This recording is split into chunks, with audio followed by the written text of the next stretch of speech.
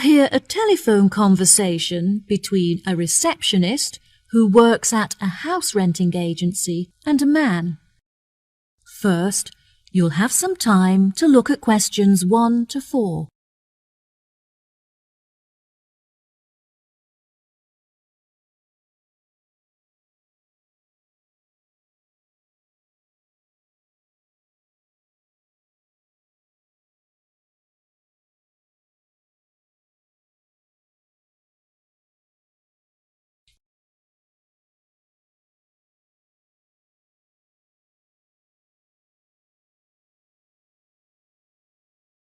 Listen carefully and answer questions 1 to 4. Hello, how can I help you today?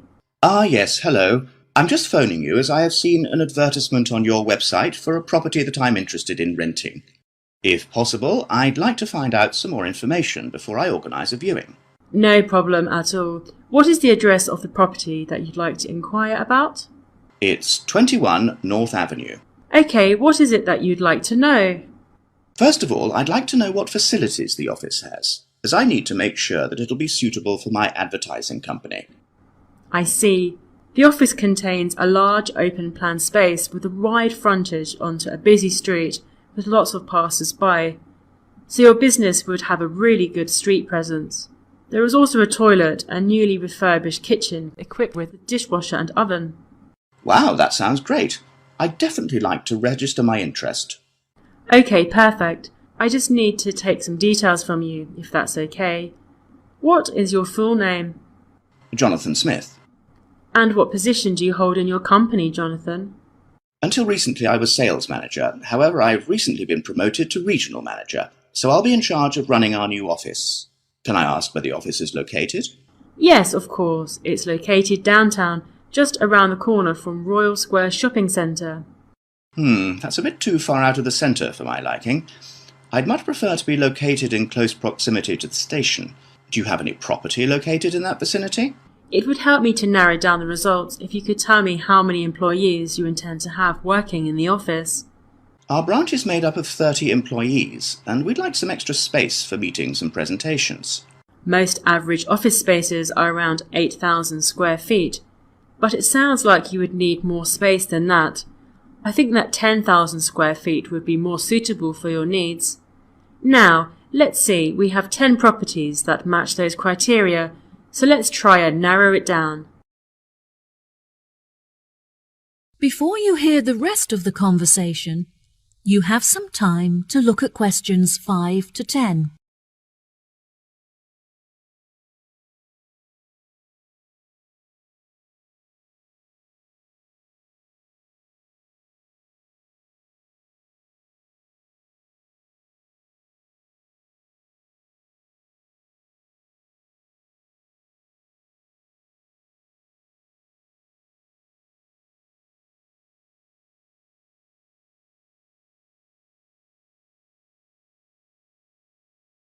Now listen and answer questions 5 to 10.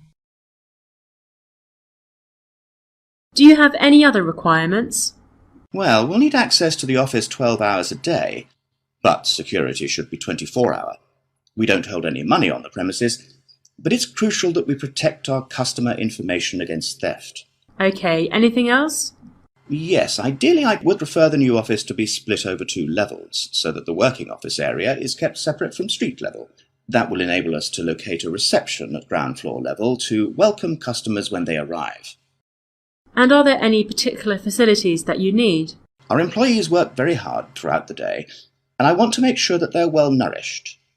It would therefore be ideal if I could provide them with a kitchen to cook hot meals at lunchtime.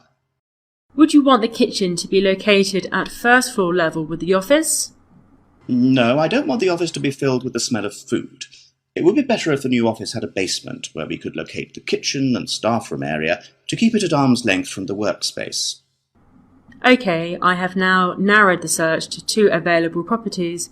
Do you have any other requirements that could narrow our search down to 1 result? All of our office staff will be working at desktop computers, so I'll need the office to be equipped with at least 40 power sockets if possible. Anything else? Studies have shown that exercise is very important for maintaining happiness and healthy brain function. In an office environment, it's very difficult to get sufficient daily exercise, so it would be great if they had access to a nearby exercise area. One of the available offices is located next door to a gym. Would this be suitable?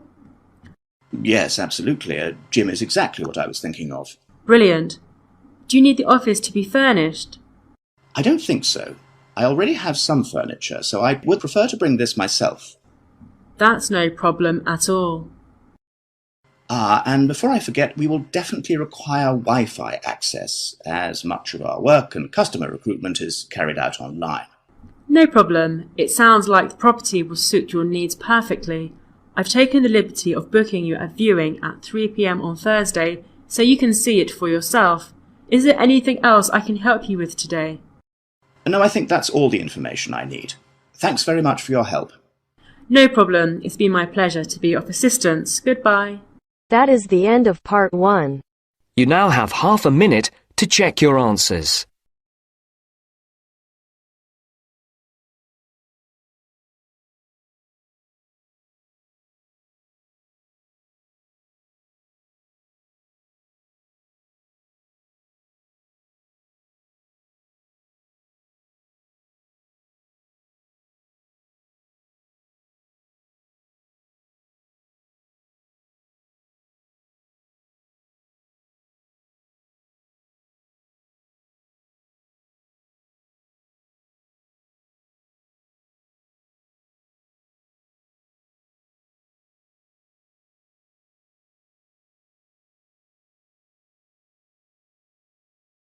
Now turns to part 2. Cut 2. You will hear a tour guide giving a talk about a relaxation centre. First, you'll have some time to look at questions 11 to 14.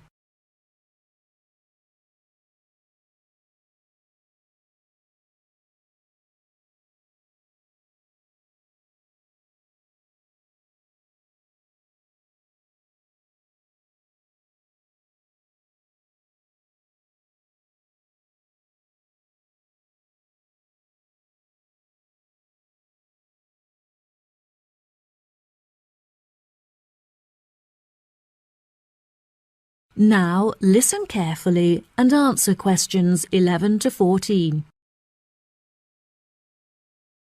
Hello everyone, my name is Sally. Welcome to our globally renowned spa and relaxation centre here at Island View Estates. Before you all wander off and begin exploring the facilities, I'd like to go over a few things. Now, this year is a very special milestone for our beloved centre, as it is our 25th anniversary. I understand that this means you have all paid an increased price for your tickets, but I can promise that all of the events we have scheduled for your enjoyment will make the costs well worth it.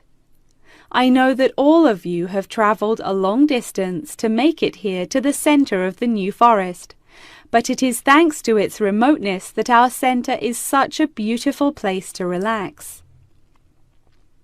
I'm sure you are all keen to find out what activities we have arranged for you, so I will give you a quick overview. Tomorrow we have arranged for you all to participate in a yoga session for the duration of the morning, followed by a day of relaxation at the pool, where we have ample sun umbrellas to protect you from the sun. On Wednesday, we have organised a sightseeing hike through the forest, where you will be able to test your navigation skills and witness the wild ponies in their natural habitat. It's forecast to be sunny that day, but I recommend that you all bring rainproof clothes just in case. On your last day, we have a special surprise, a pony trek along the beach. We ask that you all wear full-length trousers and that all women have their hair tied up in a ponytail. Helmets are provided at the centre for those who would like to wear one. There are a couple of beautiful attractions here at the centre that you must all be sure to visit before you leave. The Rose Garden, located just at the corner of the property, is home to many indigenous species, and is beautifully serene and peaceful, the perfect place to collect your thoughts or read a book. Our sunset boat ride has been the favorite attraction for many of our visitors. Simply hop aboard and relax whilst we sail you out into the open sea to witness one of the most beautiful spectacles that nature has to offer. Last, but certainly not least, is the freshwater pond, which serves as a watering hole of sorts. Some of you may even be lucky enough to spot our resident kingfishers, who are members of a very rare and endangered species. Once you have all unpacked and settled into your rooms, we will be taking you out to the neighbouring island for a bonfire and barbecue dinner. The island is very small, and the bicycle trails make it very easy to explore all of its beautiful corners. As the island is entirely separate from the mainland, it has never been inhabited by wildlife, so you can all roam freely and safely. We have some bonding exercises for you all to take part in around the bonfire, where you can potentially make new friends and discover a lot about yourself. Before you hear the rest of the talk, you'll have some time to look at questions 15 to 20.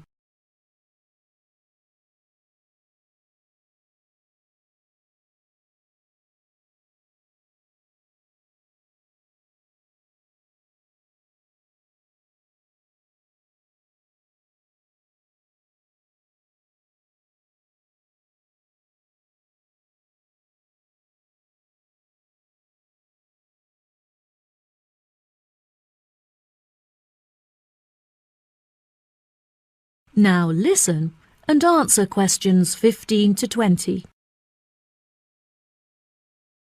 Now, let me tell you a little bit about the facilities that the resort has to offer.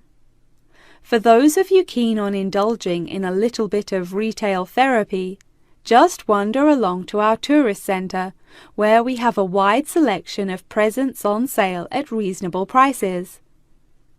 If you are feeling more drawn to the natural surroundings and scenery, I recommend that you take a trek up the mountain, where you can enjoy the panoramic outlook from the peak. For a bit of cultural indulgence, why not pay a visit to our small on-site theatre, where you can enjoy watching a range of movies and check out some works by our resident street artists.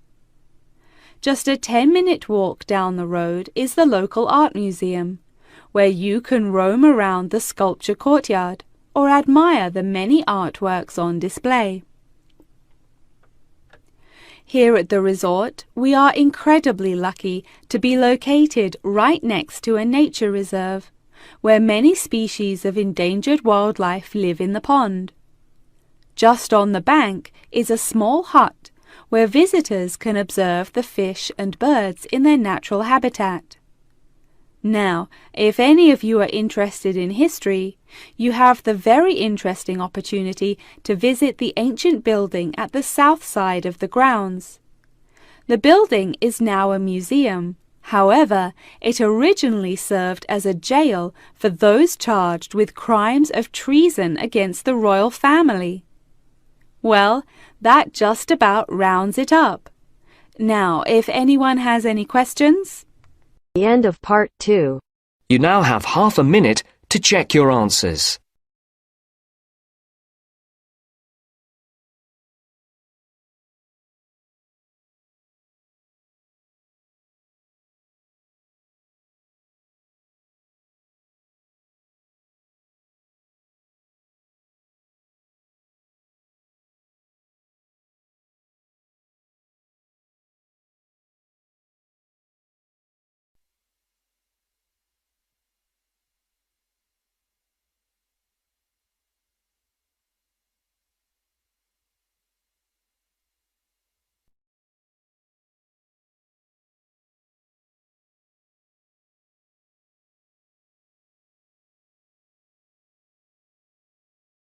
Now turns to part 3. Part 3.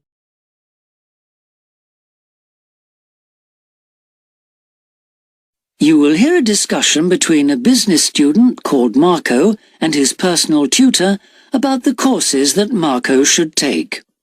First, you have some time to look at questions 21 to 23 on page 5.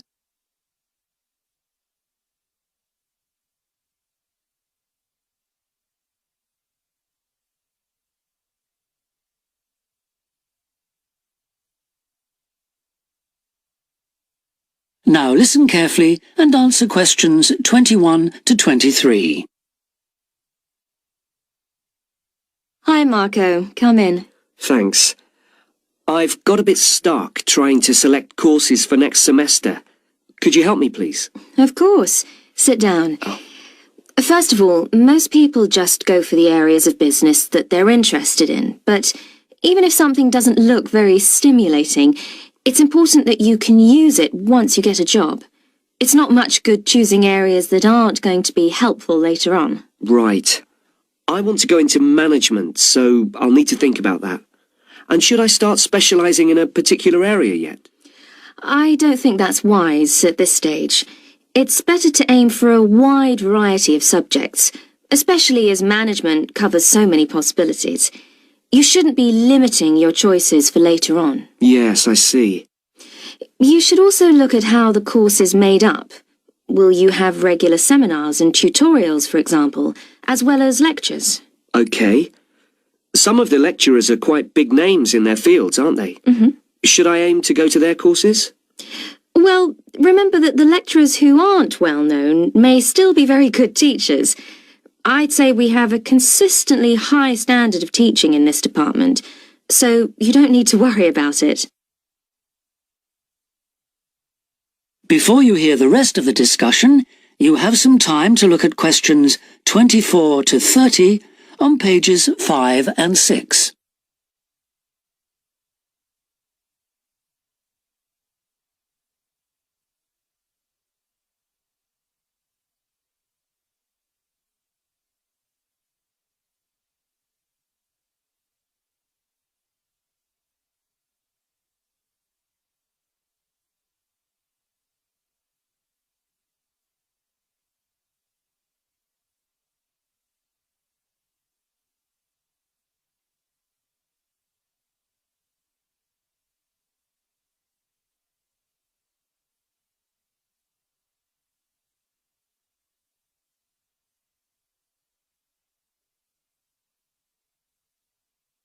Now listen and answer questions 24 to 30. Good. Well, that's a great help. Now, last time we met, you mentioned doing team management, didn't you? That's right. I'm still quite keen on the idea. Mm-hmm. The trouble is that because of changes in the content of various courses, team management overlaps with the Introduction to Management course you took in your first year.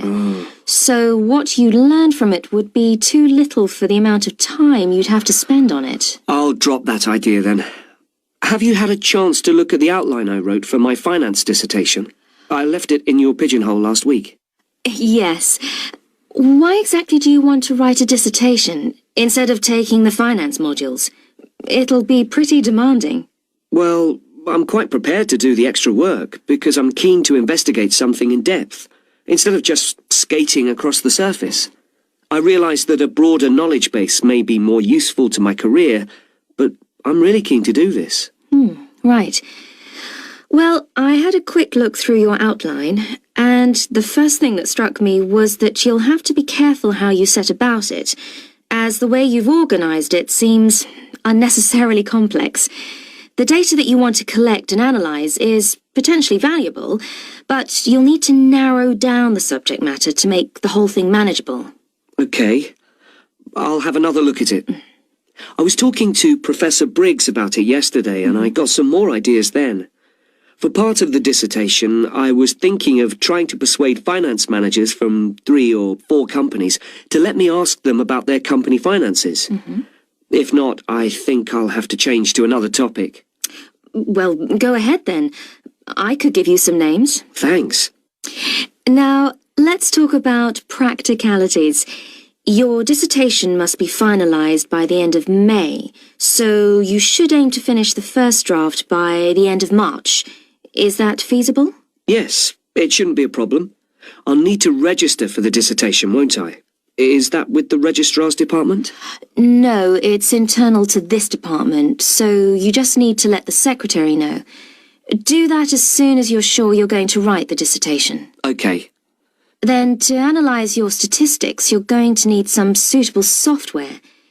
If I were you, I'd drop into the computer office and ask them for a copy. Right. So, if I revise my outline...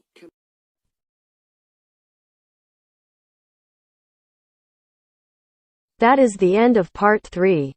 You now have half a minute to check your answers.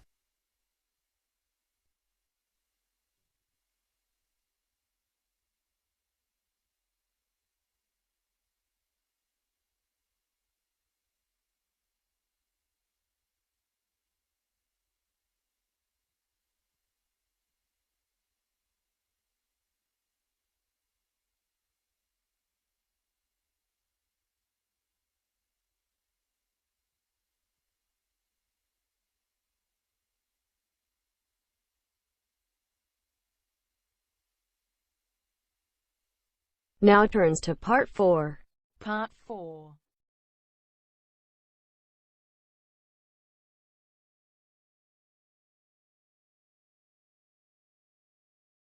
You will hear a talk about a research project on the tiger shark. First, you have some time to look at questions 31 to 40 on pages 7 and 8.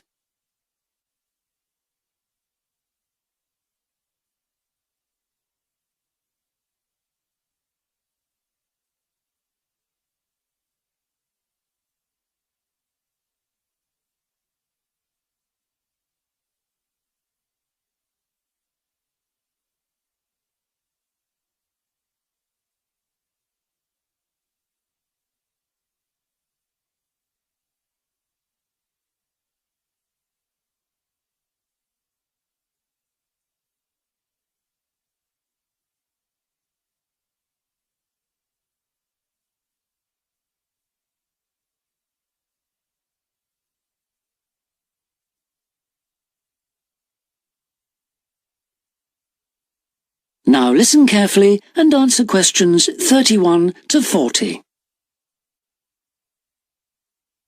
Good morning, everyone.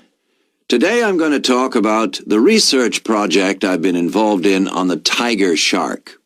First of all, some background information. The tiger shark, also known as the leopard shark, is often thought to have got its name from its aggressive nature. But in actual fact, it's called that because it has dark bands, similar to those on a tiger's body. It is a huge creature, growing up to lengths of 6.5 meters. It can be found just about everywhere throughout the world's temperate and tropical seas, but it is most often found along the coast, rather than the open sea. In terms of feeding, tiger sharks tend to be most active at night, and are solitary hunters. Their preferred prey includes other sharks, turtles, seabirds, and dolphins, to name but a few. However, it's not uncommon to find garbage in its stomach. This is because it tends to feed in areas such as harbors and river inlets, where there is a lot of human activity.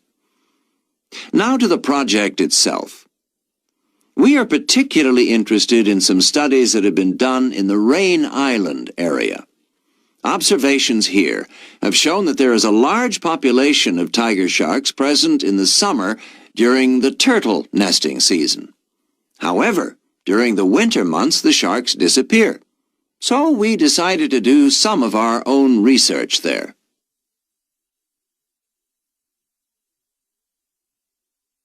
The first step was to tag a number of sharks so that we could follow their movements. To do this, we first needed to catch the sharks. Early in the morning, we baited lines with large bits of fish and set them in place. These lines were then checked every 3 or 4 hours. If no sharks were caught, the baits were replaced. Once a shark had been caught on one of the baited hooks, it was pulled in close to the boat and secured so that we could carry out a number of brief activities to aid our research. This usually took no more than about 10 minutes and was carried out as carefully as possible to minimize any stress to the shark. Each of the tiger sharks that we caught was measured and fitted with an identification tag, and also a small amount of tissue was taken for genetic studies. For some larger sharks over 3 meters long, we also inserted into the belly a special acoustic tag capable of sending satellite signals, while on other large sharks we attached a camera to the dorsal fin to enable us to study the behavior and habitat use of the sharks. After this, the shark was released, and we were able to follow its movements. So what was the purpose of all this tagging? Well, while we were already familiar with some aspects of the tiger shark's behavior and food sources, what we hoped to do in this project was to see exactly what factors affected the migration patterns of tiger sharks and whether it was, in fact, food, weather, and reproductive needs. These are some of our findings. On February 21st, a large female shark, whom we named Natalie, was attracted to our research boat at the northern tip of Rain Island and fitted with one of the satellite tags I've just mentioned. No transmissions were received from Natalie between April 2nd and April 29th, indicating that she didn't surface to feed during this period. The area in which she was last reported is very shallow, suggesting that she may have changed her feeding preferences during this period to focus on prey found on the sea floor. We also made a number of other discoveries, thanks to the various transmitters we used. It seems that tiger sharks move back and forth between the ocean floor and the surface quite often. This may help the sharks conserve energy while they swim, but it probably also helps them hunt, since this movement back and forth maximizes its chances of not being detected by its prey until the last minute. So far, our findings have not been conclusive. However, we have gained some very interesting insights into the behavior of tiger sharks and are now hoping to develop our research further. That is the end of part 4. You now have half a minute to check your answers.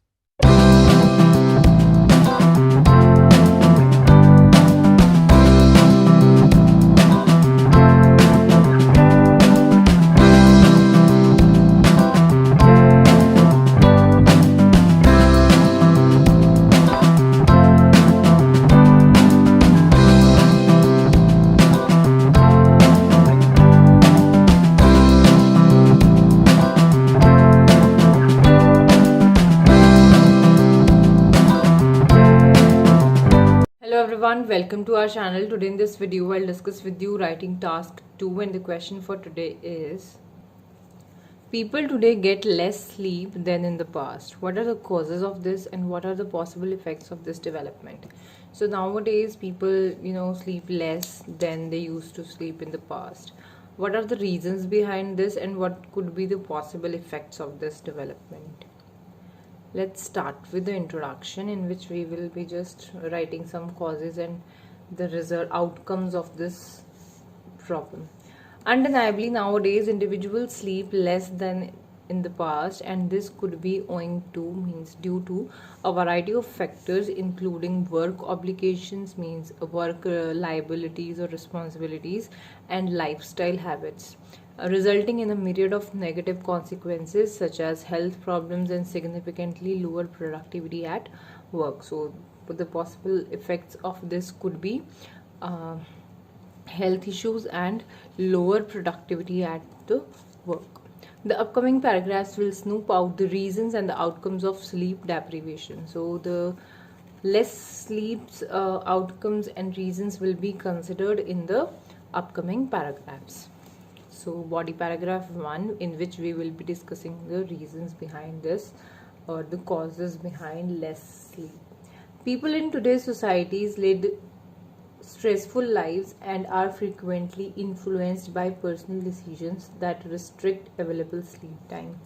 So in today's era, people have live stressful lives and are frequently influenced by personal decisions that restrict the available time. For instance, viewing late night movies and attending parties till the early hour. So the thing which we were saying here, that the frequently influenced by personal decisions. So these are their personal decision or choices, like watching movies late night and doing parties late night. Work commitments and a materialistic mindset also are significant contributors to poor sleep. So because of poor, or we can say less sleep, the contribution of work commitment and materialistic mindset, means materialistic approach, is also the factors which contribute to less sleep than poor sleep. Because we are not here talking about poor sleep, or we can also say like poor sleep or less sleep, one and the same thing. People take on many occupation in order to make more money and live lucratively and with more ease. So to live lucratively means luxurious life and comfortable life with more ease. People take on many occupations. They do a lot of work, and not in single they are not doing single job, they are doing multiple jobs, and that is the reason they do not have much time to sleep. Sleep deprivation can contribute to a plethora of health problems. So now this is our paragraph 2, in which we will be discussing the outcomes of this. It could put people's emotional and physical well-being in jeopardy, means at risk. Insufficient sleep has been linked to hypertension, heart attacks and strokes, as well as obesity, depression and anxiety. So all these problems people could face because of less sleep. Apart from that, this can impair brain function, which might have an overt or covert impact on work efficiency. So it could have impact on the brain functioning, and which could result in work efficiency declining, means the work productivity may decline of that person. According to a report, 60% of individuals lost their jobs because of not getting enough sleep at night. As a result, sleep abnormalities can lead to several problems in humans. So in a report or in a survey, it was found that 60% of individuals, they lost their jobs because they didn't have enough sleep which is required. So, to reiterate, sleeplessness in a person can be due to numerous reasons, such as long working hours and the choice of their living, but it could have a heavy toll on human health by not only disturbing the person physically but mentally as well.